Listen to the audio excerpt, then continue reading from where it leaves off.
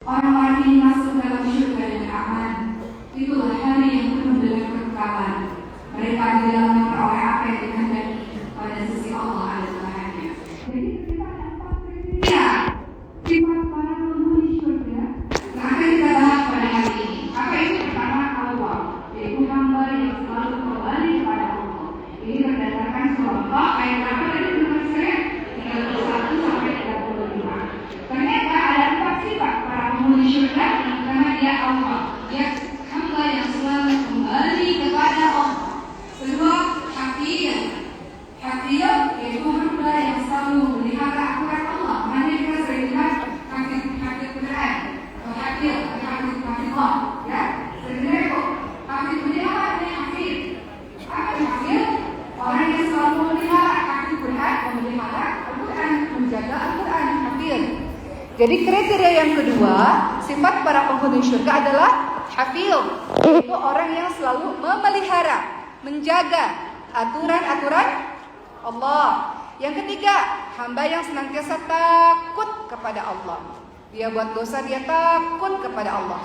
Dan yang keempat, hamba yang selalu datang dalam hati yang munib, yang selalu datang kepada Allah dalam hati yang bertaubat. Baik, kita bahas satu persatu. Sifat awwab ini teman-teman sekalian, dia kembali kepada Allah setelah dia lakukan berbagai macam maksiat. Dia kembali kepada Allah dari hati yang lalai, dia menuju kepada cahaya Allah Subhanahu wa taala. Apa perkataan Ubaid bin Umair rahimahullah? Beliau mengatakan awwab, salah satu sifat penghuni syurga ini, dia adalah orang yang selalu mengingat dosanya dan dia mohon ampun kepada Allah Subhanahu wa taala atas dosanya tersebut. Ada nggak hamba Allah yang suci nggak pernah buat dosa, Bu? Pernah nggak ketemu orang suci, bersih, nggak pernah buat dosa? Tidak ada. Kata Rasulullah, semua Bani Adam, semua manusia ini berbuat dosa. Sebaik-baik mereka yang berbuat dosa adalah mereka yang bertaubat kepada Allah Subhanahu wa taala. Makanya ciri para penghuni syurga yang pertama, dia punya sifat awwab, yaitu dia kembali kepada Allah Subhanahu wa taala dari maksiat yang sudah dia lakukan. Kita lihat teman-teman sekalian, ini ada satu kisah sebagai contoh orang-orang yang kembali kepada Allah Subhanahu wa taala. Abu Hurairah radhiyallahu anhu, salah seorang sahabat Nabi, beliau pernah bercerita, suatu malam ba'da salat Isya, setelah aku salat Isya, aku bertemu dengan seorang wanita yang berniqab, bercadar, yang jalan di tengah jalan. Kemudian wanita tersebut bertanya kepadaku, "Wahai Abu Hurairah, sesungguhnya aku telah melakukan sebuah perbuatan yang besar, dosa yang sangat besar. Apakah masih ada taubat untukku?" Maka Abu Hurairah tanya sama perempuan tersebut, wanita tersebut, "Dosa apa sampai engkau katakan dosa besar?" Wanita tersebut mengatakan, "Aku telah berzina dan aku telah membunuh anak dari hasil zina tersebut." Apa kata Abu Hurairah? "Kau telah binasakan dirimu dan engkau telah binasakan orang lain. Engkau berzina, engkau sedang binasakan dirimu. Tambah lagi engkau melakukan perbuatan yang buruk dengan menghabisi atau menghilangkan nyawa anakmu sendiri. Kau telah menghilangkan nyawa orang lain. Tentu saja tidak ada taubat untukmu," kata Abu Hurairah. Kemudian mendengar jawaban Abu Hurairah, wanita tersebut terkejut, menangis dan pingsan saking ketakutan dengan dosa yang sudah dilakukan. Kemudian Abu Hurairah pun berpikir dan berkata dalam hati, "Aku ini berfatwa padahal ada Rasulullah SAW di antara kami, di tengah-tengah kehidupan kami." Maka kemudian Abu Hurairah ini pun mendatangi Rasulullah SAW dan bercerita tentang wanita ini. Ada wanita yang melakukan dosa yang sangat besar, dia berzina dan dia menghabisi nyawa anaknya sendiri. Kemudian apa kata Rasulullah SAW ketika mendengar Abu Hurairah berkata tidak ada taubat baginya, tidak ada pintu taubat baginya? Kata Rasulullah, "Inna lillahi wa inna ilaihi raji'un." Demi Allah, celakalah engkau yang mencelakakan orang lain. Tidakkah engkau ingat Al-Furqan ayat ke-68 sampai ke-70? Di sini ada ayat yang menggetarkan hati kita teman-teman sekalian. A'udzubillahi minasyaitonirrajim. Dan orang-orang yang tidak menyembah Tuhan lain beserta Allah dan tidak membunuh jiwa yang diharamkan oleh Allah kecuali dengan alasan yang benar, tidak berzina. Barang siapa yang melakukan yang demikian itu niscaya akan mendapatkan balasan kepada Allah. Orang-orang yang bunuh orang lain, orang-orang yang berzina, dia dapat balasan dari Allah. Dia akan dilipat gandakan azab untuknya pada hari kiamat. Dia akan kekal dalam azab itu. Dalam surah Al-Furqan 68 sampai 70. Al-Furqan ayat 70, lihat. illa man taba wa amana wa 'amila 'amalan shalihan fa ulaika yubaddilullahu sayyi'atihim hasanat wa kana Allahu ghafurur rahim. Kecuali Al-Furqan ayat 70, orang-orang yang bertaubat. Kecuali orang-orang yang bertaubat, mereka yang beriman, mereka yang mengerjakan pekerjaan-pekerjaan saleh, amal-amal baik, maka kejahatan mereka diganti dengan kebaikan-kebaikan. Allah Maha Pengampun lagi Maha Penyayang. Maka setelah itu ketika Abu Hurairah mendengarkan ayat ini, Al-Furqan ayat 68 sampai ayat 70, betul, orang-orang yang berbuat maksiat itu pasti dibalas oleh Allah. Tapi ketika dia bertaubat, taubat dan nasuha, dia sungguh-sungguh menyesal, dia berhenti, dia melakukan kebaikan-kebaikan untuk menutupi kesalahan di masa lalu, maka Allah akan ampuni dia. Maka Abu Hurairah pun menyampaikan kepada perempuan tersebut, wanita tersebut, dan wanita tersebut sangat bahagia karena ia merasa bahwa dia memiliki pintu taubat yang terbuka di hadapan Allah Subhanahu wa taala. Jadi, sifat para penghuni surga bukan mereka yang tidak pernah berbuat dosa. Para penghuni surga manusia-manusia biasa, kita buat dosa, tapi kita yang mau kembali kepada Allah Subhanahu wa taala. Jadi jangan sampai kita katakan, aku ini ahli maksiat, aku ini pendosa, gak ada pintu taubat untukku. Tidak. Itu bisikan syaitan yang mengatakan diwaswisu fi sudurin nas minal jinnati wan nas. Setan itu senantiasa membisik-bisikkan was-was di hati kita. Gak pantas kamu ikut ngaji, kamu kan ahli maksiat, suka buat dosa. Gak pantas kamu pergi umroh atau haji, dosamu kan masih banyak. Gak bisa kamu hafal Quran, kamu kan banyak sekali dosa-dosanya. Itu bisikan syaitan. Tapi kalau Allah katakan dalam surah Az-Zumar ayat 53, ini ayat favorit saya juga, supaya kita termotivasi bahwa iya betul kita punya salah memang. Allah tahu betapa durhakanya kita, betul. Allah tahu betapa banyaknya dosa yang kita buat, iya. Tapi kita mau jadi orang baik. Apa kata Allah dalam surah Az-Zumar ayat ke-53, teman-teman sekalian? A'udzu billahi minasyaitonir rajim. Qul ya ibadiyalladzina asrafu ala anfusihim la taqnatu min rahmatillah. Innallaha yaghfiru dzunuba jami'a. Innahu huwal ghafurur rahim.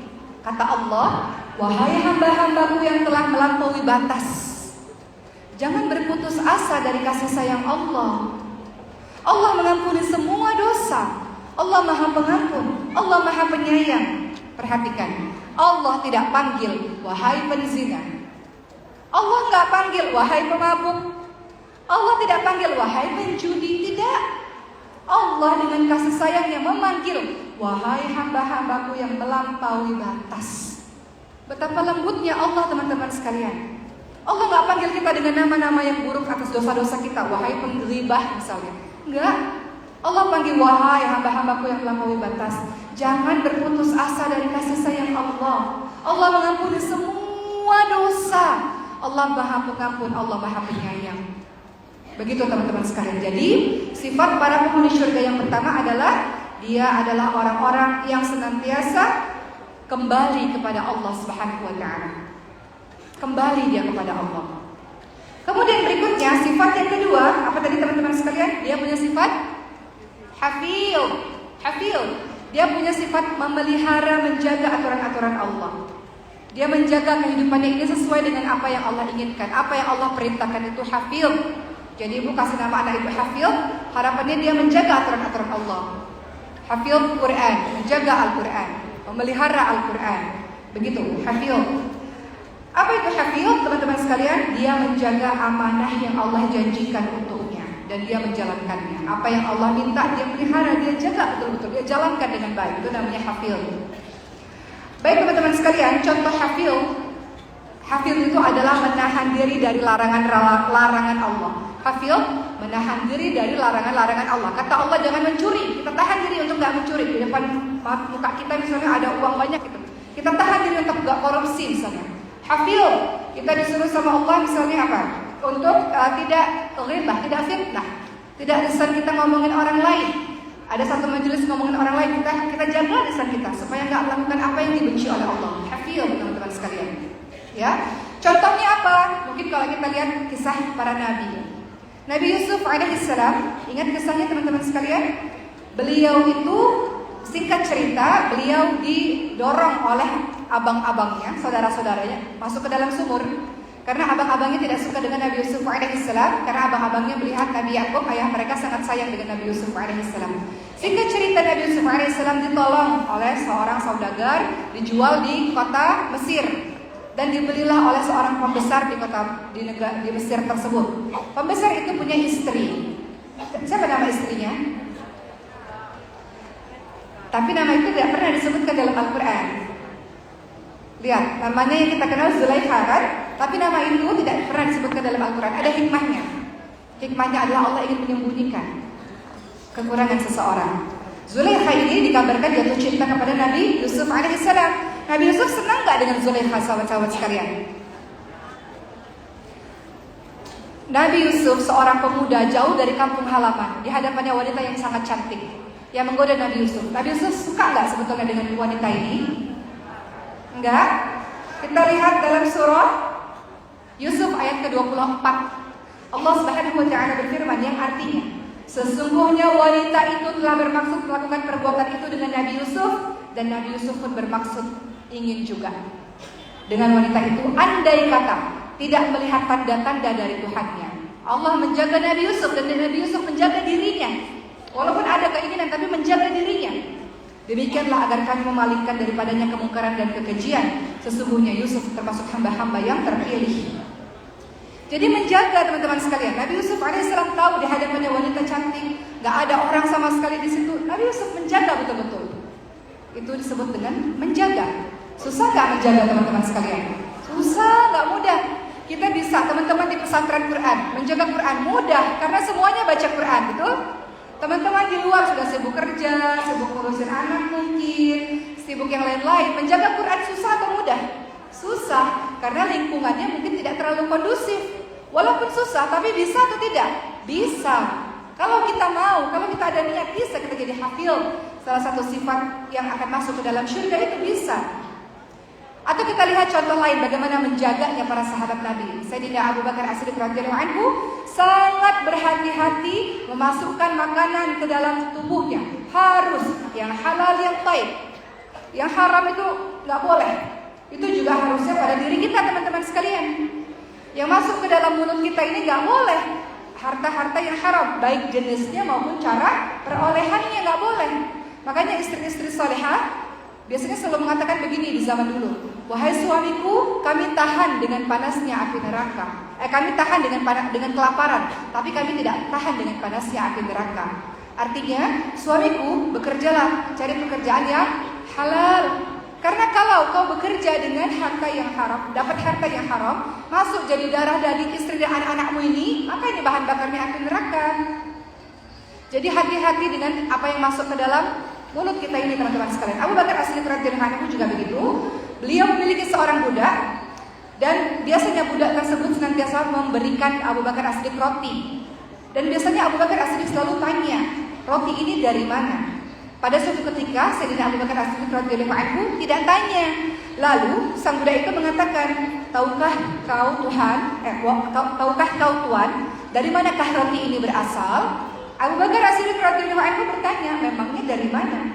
Kemudian budak tersebut mengatakan, dulu di masa jahiliyah ada seseorang minta diramal oleh saya.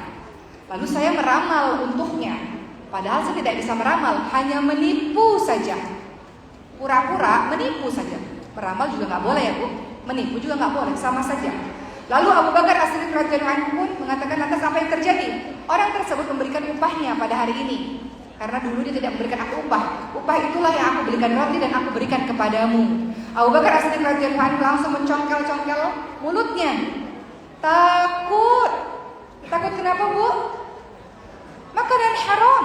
Dari cara perolahan yang haram, beliau congkel-congkel untuk memuntahkan makanannya kembali. Maka hal ini diadukan kepada Rasulullah SAW.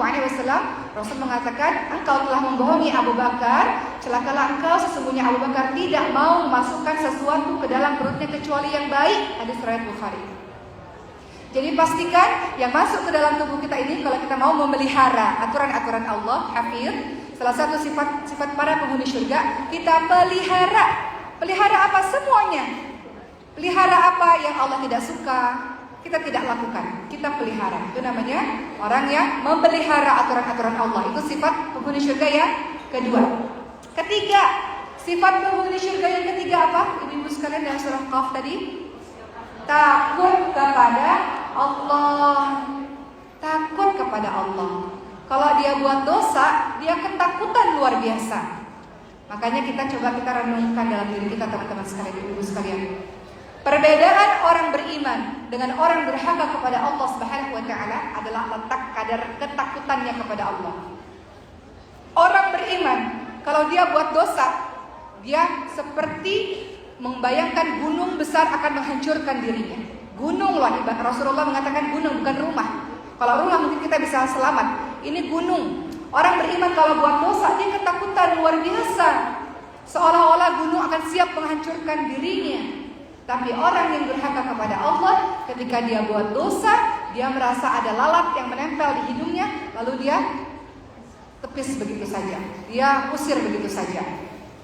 Alias dia meremehkan dosa. Dia menganggap semua dosa itu dosa-dosa kecil. Padahal tidak ada dosa kecil kalau dilakukan terus-menerus. Betul?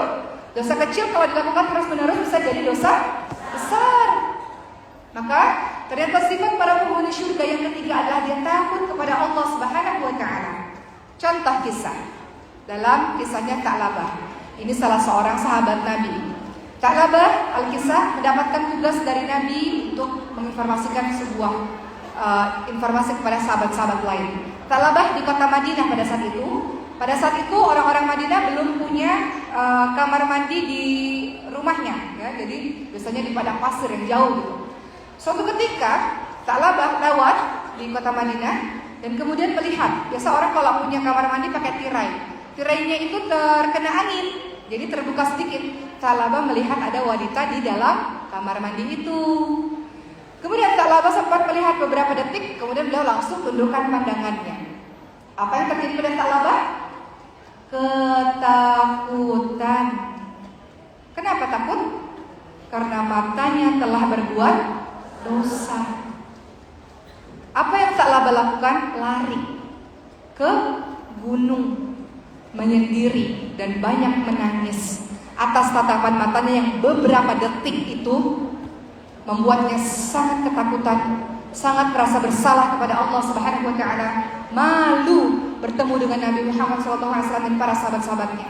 Itu Tha'labah. Sampai Rasulullah SAW mencari-cari di mana Tha'labah. Berhari-hari tidak kelihatan orang ini. Sampai berpuluh-puluh hari tidak ada Tha'labah, hilang. Kemana dia? Sampai kemudian malaikat Jibril mengatakan pada Nabi Muhammad, Allah memerintahkan engkau untuk memanggil Tha'labah yang sedang berada di atas gunung. Dia merasa bersalah atas dosanya. Maka Tha'labah pun dipanggil oleh para sahabat, dijemput. Tha'labah dalam keadaan sudah kurusnya ketakutan, banyak menangis. Kemudian Tha'labah berkata kepada Rasulullah SAW ketika sudah berjumpa dengan Rasul, ya Rasulullah, saya telah melakukan maksiat yang besar sekali. Setelah melakukan dosa yang besar sekali. Padahal apa tadi? Dia melihat beberapa detik itu. Yang dia lihat, dia memang lihat dulu beberapa detik. Setelah itu dia palingkan wajahnya. Dia ketakutan. Singkat cerita, Tha'labah jatuh sakit dan meninggal dunia. Apa kemudian yang terjadi? Rasulullah SAW mengiringi jenazahnya dan Rasulullah berjinjit. Para sahabat bertanya, kenapa engkau berjinjit? Atau berjingkrak, berjinjit-jinjit, tahu ya Bu, berjinjit. Kenapa engkau berjinjit ya Rasulullah? Kenapa tidak jalan seperti biasa? Kata Rasulullah, saya merasa malu kepada para malaikat. Saya tidak bisa menghitung banyaknya malaikat yang ada di sini karena jumlah mereka begitu banyak melayat jenazahnya Tha'labah.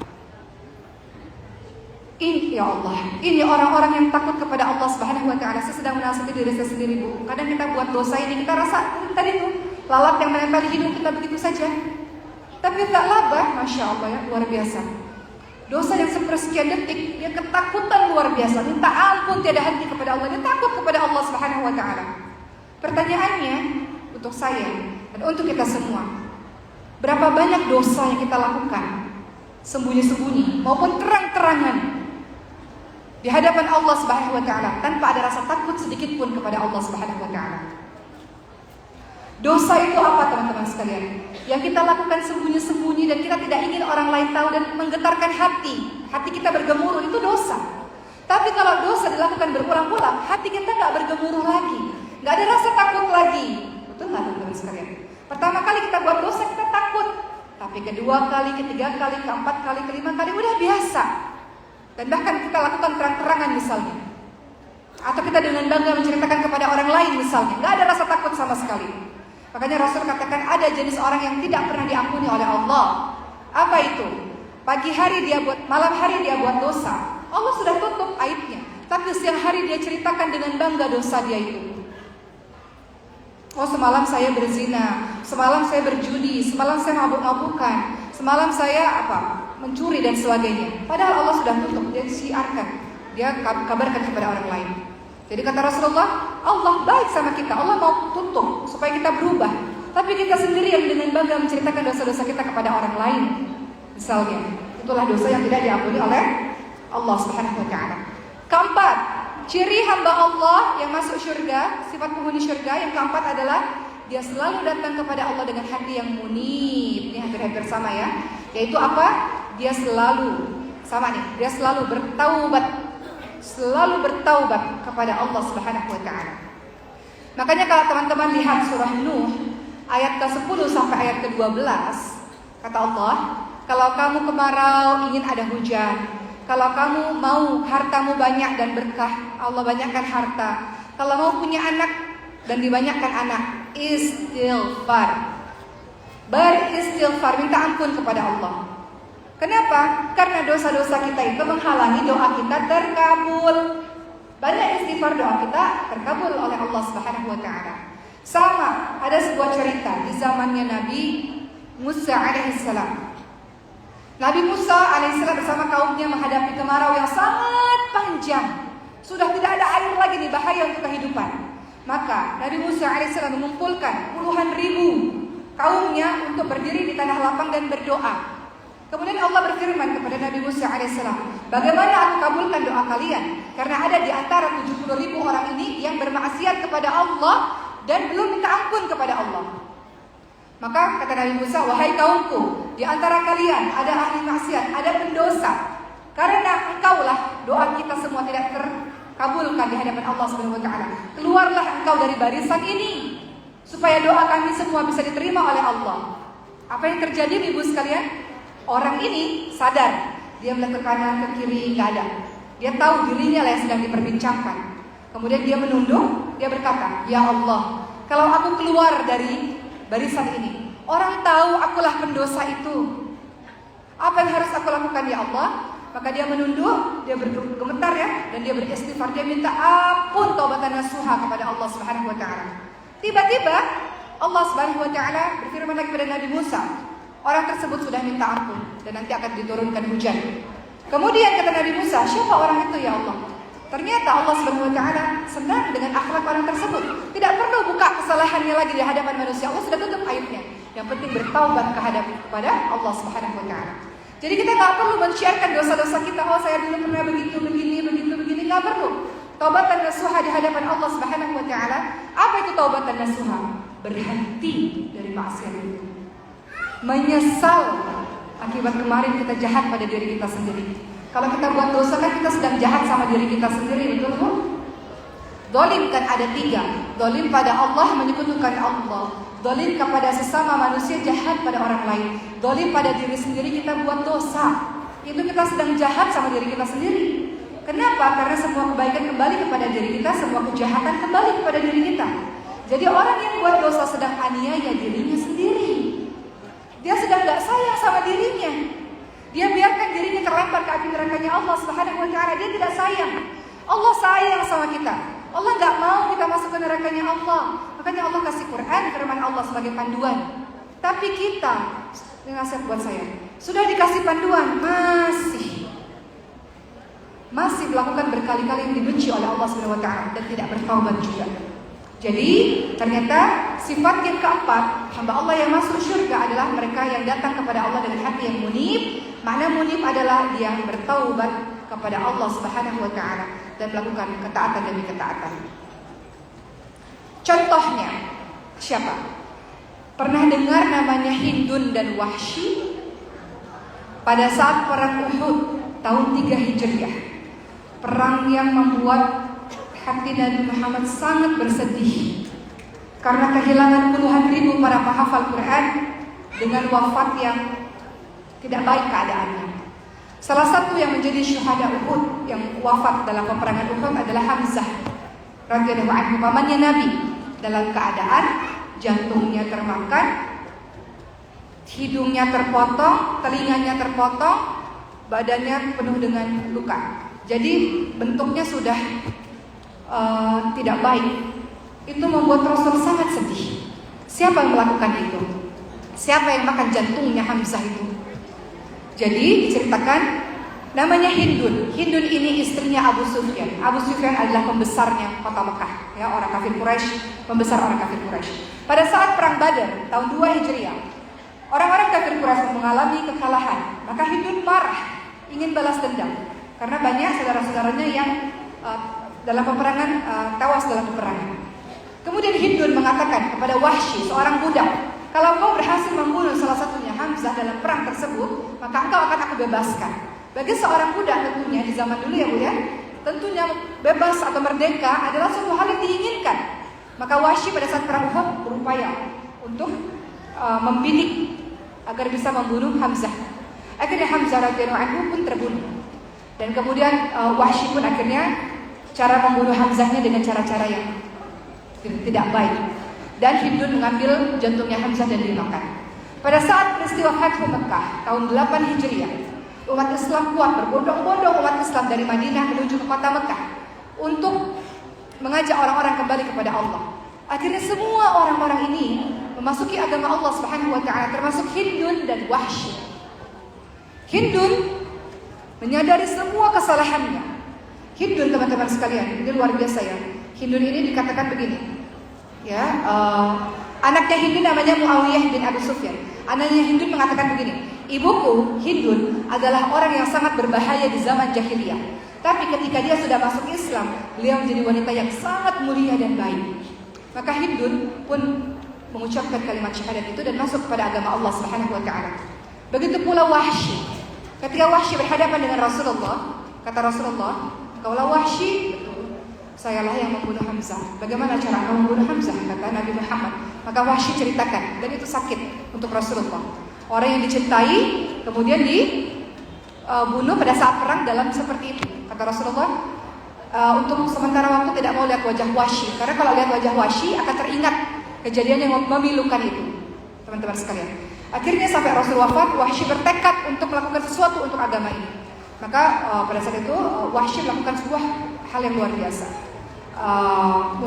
Musailamah al-Kadzab, teman-teman tahu Musailamah al-Kadzab itu adalah seorang nabi palsu zamannya Nabi dulu ya, dan itu selesai di tangannya Wahsy. Jadi banyak orang yang dulunya mungkin, termasuk Sayyidina Umar bin Khattab, dulunya mau membunuh Rasulullah SAW, betul teman-teman sekalian?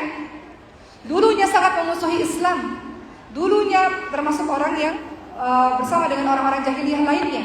Tapi ketika masuk Islam, makamnya bersebelahan dengan makam Rasulullah SAW. Artinya semua orang punya kesempatan untuk jadi orang lebih baik. Betul Bu? Nggak boleh kita katakan, wahai engkau ahli maksiat, nggak boleh. Siapa tahu dia wafatnya justru husnul khatimah, justru dia wafatnya dalam keadaan baik. Siapa tahu dia justru lebih baik daripada kita. Nggak ada yang bisa menjamin. Jadi tidak boleh kita menghakimi orang begitu saja. Mungkin dia dulu pendosa, tapi ketika dia berhijrah, bertobat kepada Allah, dia bisa menjadi orang yang sangat baik. Dikatakan dalam sebuah kisah, ada seorang ulama, ada seorang yang saleh, ahli ibadah, berpapasan dengan seorang ahli maksiat. Orang ahli ibadah ini tidak mau memandang ahli maksiat. Dia pendosa, dia ahli maksiat, tidak sudi wajahku ini melihat dia. Kemudian ahli maksiat ini menundukkan pandangannya. Ya Allah, sayalah pendosa ya Allah. Tidak pantas diriku ini ya Allah berpapasan dengan orang saleh sepertinya. Apa yang terjadi berikutnya? Allah merahmati sang ahli maksiat tersebut. Karena dia rendah hati di hadapan Allah, mengakui kesalahannya dan bertaubat. Dan Allah marah dengan ahli ibadah itu, yang dengan kesalehannya dia sombong dengan kesalehannya. Jadi teman-teman sekalian, kembali lagi bahwa ada 4 ciri atau sifat para penghuni surga. Dia adalah apa? Yang pertama adalah dia adalah orang-orang yang senantiasa kembali kepada Allah Subhanahu wa taala, dan punya sifat awwab, kembali kepada Allah Subhanahu wa taala. Berikutnya hakim, dia adalah orang yang senantiasa memelihara aturan-aturan Allah. Yang ketiga, dia punya sifat yang takut kepada Allah. Dan yang keempat, dia datang kepada Allah dengan hati yang munib, betul-betul sungguh-sungguh dia mau bertobat kepada Allah Subhanahu wa taala. Itulah orang-orang yang akan masuk ke dalam syurga Allah Subhanahu wa taala.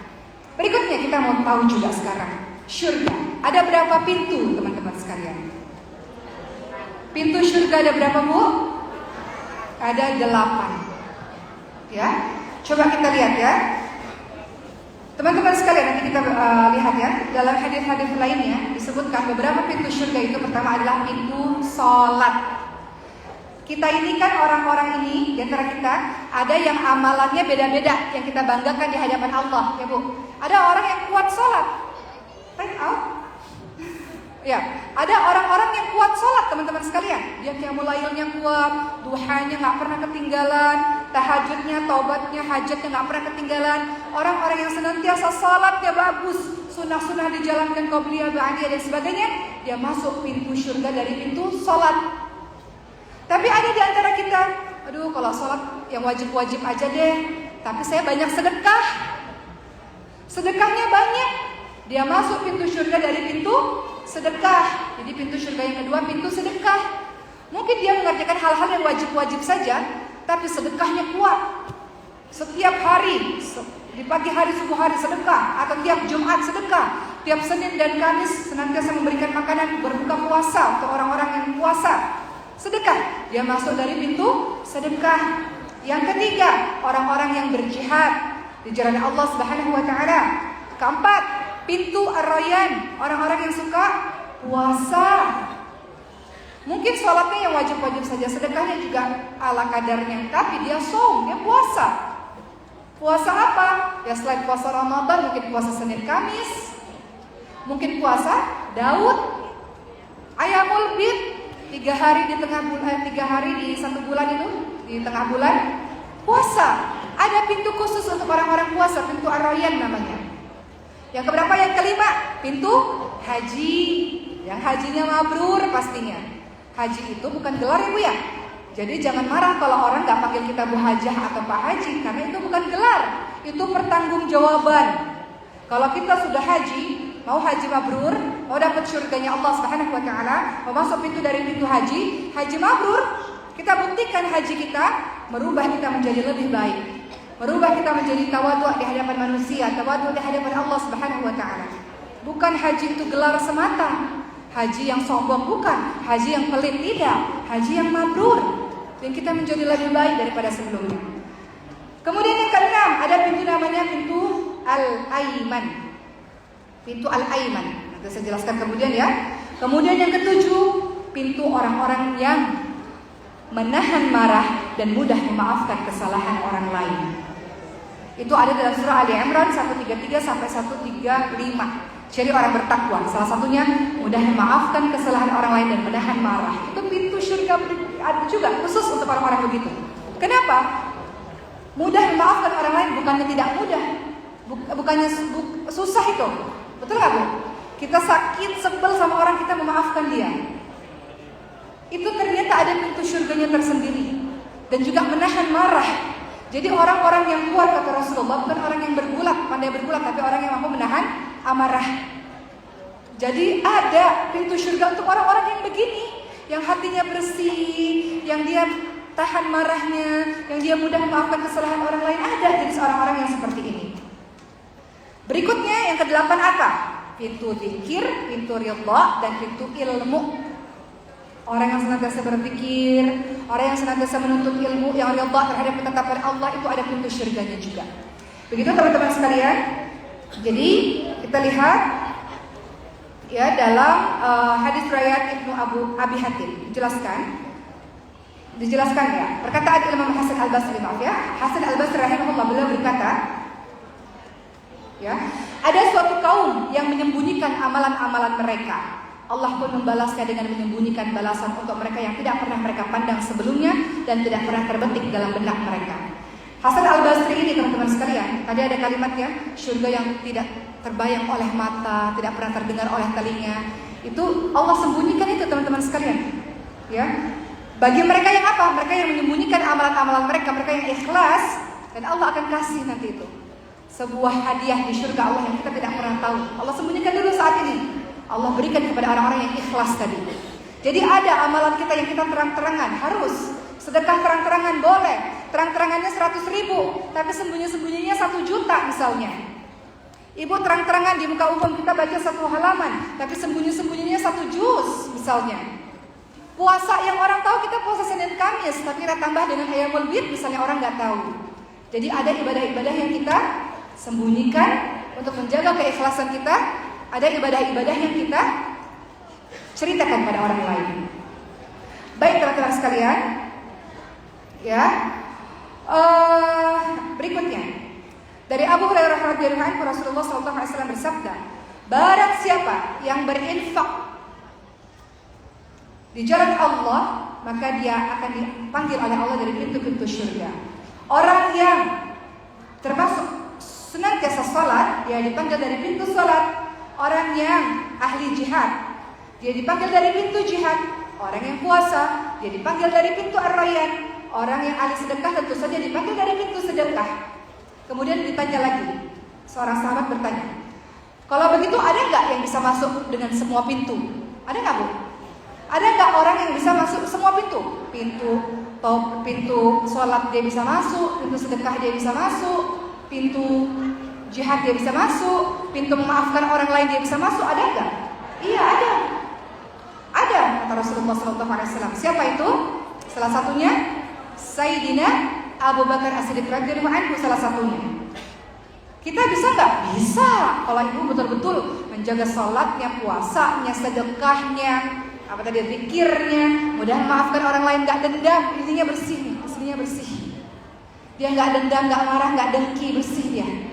Bisa masuk pintu surga dari mana-mana saja yang dia inginkan. Teman-teman sekalian, termasuk ada orang-orang yang bisa masuk pintu surga, ya. Salah satunya adalah teman-teman sekalian, golongan yang tidak dihisab oleh Allah. Ada 70.000 orang, ya, dari umat Rasulullah, kata Rasul, yang akan masuk surga tanpa hisab. Mereka itu siapa? Yang tidak minta diruqyah dengan cara-cara yang tidak baik. Ruqyah itu boleh kalau bacaannya bacaan Quran. Kalau ngaji, ruqyah itu kan zikir mandiri atau zikir dari orang lain boleh. Tapi ada ruqyah-ruqyah yang beda-beda ya, Bu. Ada ruqyah yang tidak kepada Allah Subhanahu wa taala kan, dengan lain-lain. Betul? Kalau kamu begini nanti akan sembuh. Apa itu namanya? Syirik, ya. Jadi bisa masuk pintu surga atau masuk surga tanpa dihisab kalau tidak diminta, kita tidak minta ruqyah dengan cara-cara yang tidak betul. Dan kemudian berikutnya adalah tidak beranggapan sial. Maksudnya apa? Oh, hari ini hari sial. Oh, kalau barang ini saya nggak punya, saya sial. Paham kan, Bu, maksudnya, Bu? Kalau saya nggak pakai cincin ini, saya sial. Kalau saya nggak pakai kalung ini, saya sial. Dia bergantungnya kepada benda-benda, bukan kepada Allah. Dia bisa masuk surga tanpa hisab kalau tidak melakukan 2 hal itu dan kalau dia bertawakal kepada Allah Subhanahu wa taala. Intinya adalah orang-orang ini adalah orang-orang yang betul tauhidnya, betul akidahnya, hanya kepada Allah, bukan bersandar kepada yang lain-lain. Begitu teman-teman sekalian. Ya, teman-teman yang dirahmati oleh Allah Subhanahu wa taala, tadi saya katakan salah satu pintu namanya Al-Aiman, ya, pintu surga. Siapa itu? Pintu untuk orang-orang yang bertawakal kepada Allah tanpa dihisab tadi. Dia masuk ke pintu Al-Aiman. Ciri-cirinya apa tadi itu? Dia betul-betul kokoh tauhidnya hanya kepada Allah, tidak bergantung kepada benda-benda atau yang lain-lainnya. Tidak beranggapan sial, karena ada beberapa yang menganggap hari ini hari sial. Kalau ada burung namanya sial. Kalau ada ini tandanya sial, begitu. Ya. Begitulah teman-teman sekalian. Ya. Time out rumah katanya. Baik. Kemudian tadi saya ceritakan, ada kisah Sayyidina Abu Bakar As-Siddiq radhiyallahu anhu. Beliau orang yang luar biasa. Rasulullah pernah bersama dengan para sahabatnya. Rasul tanya, siapa di antara kalian yang hari ini puasa? Abu Bakar As-Siddiq tunjuk tangan. Siapa yang hari ini kalian sudah mengiringi jenazah? Abu Bakar As-Siddiq radhiyallahu anhu tunjuk tangan. Rasul tanya lagi, siapa yang hari ini sudah memberi makan orang miskin? Sayyidina Abu Bakar As-Siddiq radhiyallahu anhu tunjuk tangan. Maka Rasulullah SAW bersabda, tidaklah ciri-ciri itu terkumpul pada diri seorang mukmin, melainkan dia akan masuk surga. Hadis riwayat Muslim. Jadi kalau mau seperti Sayyidina Abu Bakar As-Siddiq radhiyallahu anhu, maka perhatikan amalan-amalan yang tadi disebutkan. Banyak sekali kenikmatan-kenikmatan surga, teman-teman sekalian, waktu kita tidak sempat dalam membahas. Intinya adalah jalan menuju ke surga. Apa yang harus kita lakukan? Bagaimana agar kita masuk ke dalam surga Allah Subhanahu wa taala? Rasulullah SAW ingatkan dalam hadis riwayat Tirmidzi, ketika Rasul ditanya, perkara apa yang paling banyak membawa orang-orang ke surga Allah? Kata Rasulullah, bertakwa kepada Allah dan berakhlak baik. Bertakwa kepada Allah dan berakhlak baik. Bertakwa kepada Allah di mana saja engkau berada. Berusaha sekuat tenaga, apa yang Allah minta kita lakukan, apa yang Allah larang tidak kita lakukan. Bertakwa kepada Allah dan berakhlak baik. Berakhlak baik itu apa? Macam-macam. Hasan Al-Basri mengatakan berakhlak baik itu adalah ramah, dia dermawan, dia bisa menahan marah. Atau Ibnul Mubarak mengatakan akhlak baik adalah dia bermuka manis. Jadi muslim ini bermuka manis, teman-teman sekalian, bukan cemberut terus. Muslim ini menebarkan kedamaian, kan teman-teman, bukan menebarkan permusuhan, betul? Muslim ini bukan menebar kebencian, bukan. Kita menebar kasih sayang, betul? Makanya termasuk akhlak baik itu bermuka manis, gemar melakukan kebaikan dan menahan diri untuk tidak menyakiti hati orang lain. Imam Ahmad berkata, akhlak baik adalah apa? Jangan cepat marah, jangan cepat naik darah. Akhlak baik adalah mereka yang mampu menahan amarahnya. Begitulah teman-teman sekalian, termasuk surah Al-Mu'minun ayat 1-11 digambarkan berbagai macam ciri-ciri orang-orang yang senantiasa masuk surga, orang yang jaga sholatnya, orang yang betul-betul khusyuk dalam sholatnya. Itu ciri-ciri salah satunya orang-orang yang akan masuk kepada surga Allah Subhanahu wa taala. Alhamdulillahirabbil alamin. Tak terasa 1 jam ya, Bu? Kita sama-sama mendengar bagaimana surga yang sangat luar biasa, yang kita akan abadi di sana, tidak ada sedih, tidak ada air mata, kita bisa makan sepuasnya, makan sebebas-bebasnya bersama dengan orang-orang yang kita cintai. Tapi tentu ada pintu-pintu surga, terserah kita mau masuk dari pintu surga yang mana. Tentu ada sifat-sifat penghuni surga yang sudah kita belajar pada hari ini. Mudah-mudahan insya Allah kita termotivasi. Cita-cita terbesar kita apa? Pulang kampung. Pulang kampung kita kemana, Bu? Ke surga Allah. Umur kita berapa ini? Nggak tahu. Umurnya umat Rasulullah 60-70 tahun. Umat kita ini umurnya, umat Rasul ini umurnya ini pendek-pendek. Dan banyak kematian-kematian mendadak. Kematian mendadak bagi orang durhaka kepada Allah sebuah kecelakaan besar.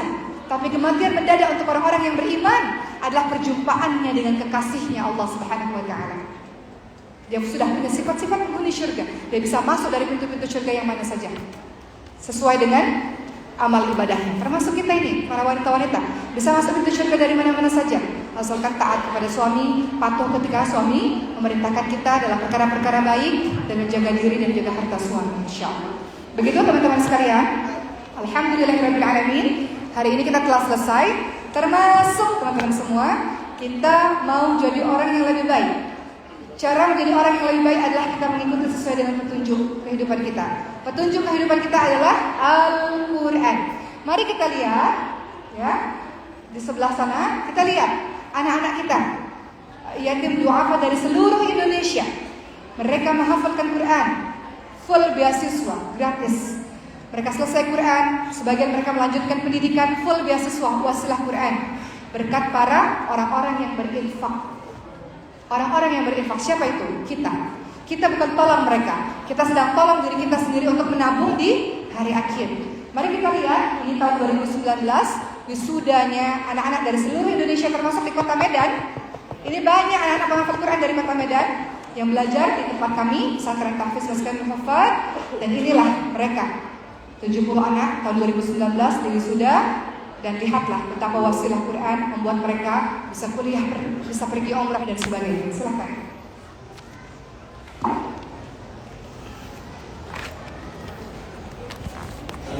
Ini dari komunitas Ad-Da'wah Sumatera Utara.